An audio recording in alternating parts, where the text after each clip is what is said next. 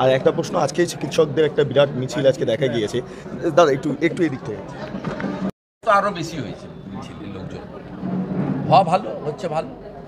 মানে এটা কি আলটিমেটলি বিচারটা পাওয়া যাবে? কারণ 55 দিনে পা দিতে যাচ্ছে, এখনো পর্যন্ত জাস্টিস কি মিলেনি। বিচার চাইছেন, কি ধরনের বিচার চাইছেন? ওরা চাইছে অভয়া যাতে বিচার পায়। শুনুন, দুটো পার্ট আছে। সিবিআই কি করেছে, সিবিআই কি রিপোর্ট সুপ্রিম কোর্টে দিয়েছে, সুপ্রিম কোর্ট কি করবে, ইটস নট মাই সাবজেক্ট। আর আমার অধিকারও নেই সুপ্রিম কোর্ট নিয়ে সিবিআই নিয়ে বলার। আমি যেহেতু পশ্চিমবাংলার এলওপি এবং পাবলিক রিপ্রেজেন্টেটিভ, আমি যুক্ত থাকি। আমার নিজস্ব ফাইন্ডিংস হচ্ছে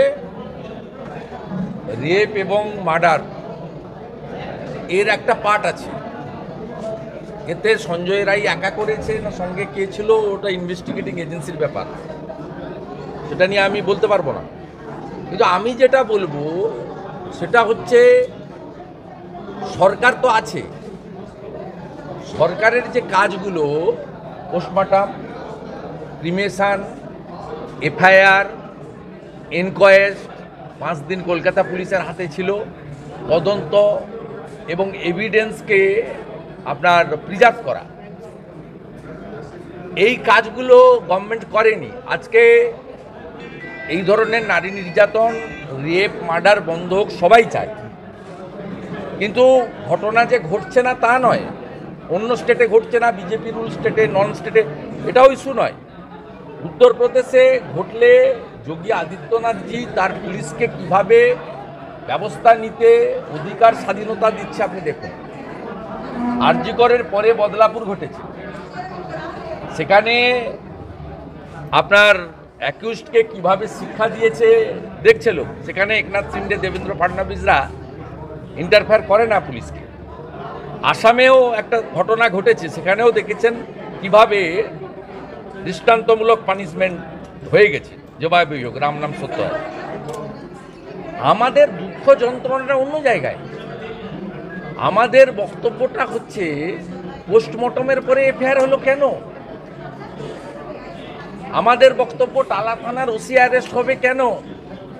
আমাদের বক্তব্য, ডাক্তার সন্দীপ ঘোষ, দ্বিদেন সুপার আরজি কর, তিনি অ্যারেস্ট হলেন কেন? আমাদের বক্তব্য, মুখ্যমন্ত্রী প্রথম থেকে কেন মিথ্যে কথা বলছেন? আমরা তো মেন অপোজিশন, মুখ্যমন্ত্রী মিথ্যাবাদী বলবো, ধরিয়ে দেব।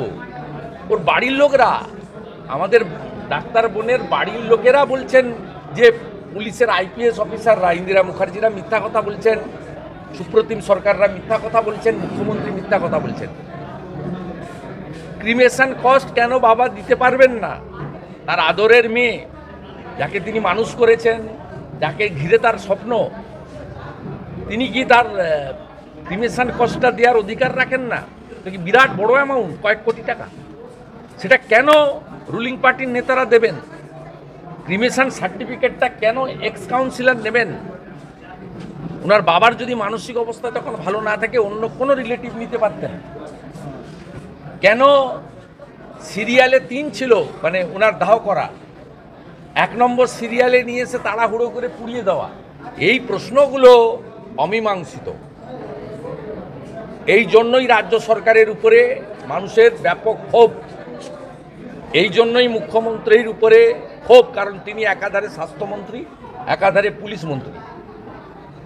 এই জন্য মুখ্যমন্ত্রীকে আমরা বারে বারে বলছি, উনি কখনো বলছেন উৎসবে ফিরুন, অনেক হয়েছে। উনি কখনো কখনো বলছেন 50 লক্ষ লোক জলে ভেসে যাচ্ছে, আন্দোলন বন্ধ করুন। উনি কখনো কখনো অ্যাসেম্বলিতে ত্রুটিযুক্ত বিল এনে বলছেন আরেকটা আরজিকর হলে আমি তাকে ফাঁসি দেব। আবার মুখ্যমন্ত্রী অন্যদিকে কলকাতা পুলিশকে দিয়ে 144 ধারা জারি করছেন। টালা থানা এলাকায়, শ্যামবাজারে, ধর্মতলায়, রানী রাসমণিতে, হাজরাতে, কালীঘাটে, কলকাতার মেন প্লেসে যাতে কর্মসূচি কেউ করতে না পারে। কিন্তু একই অঙ্গে বহুরূপ। এই মুখ্যমন্ত্রীকে দেখলে তো গিরগিটি দাও লজ্জা বল।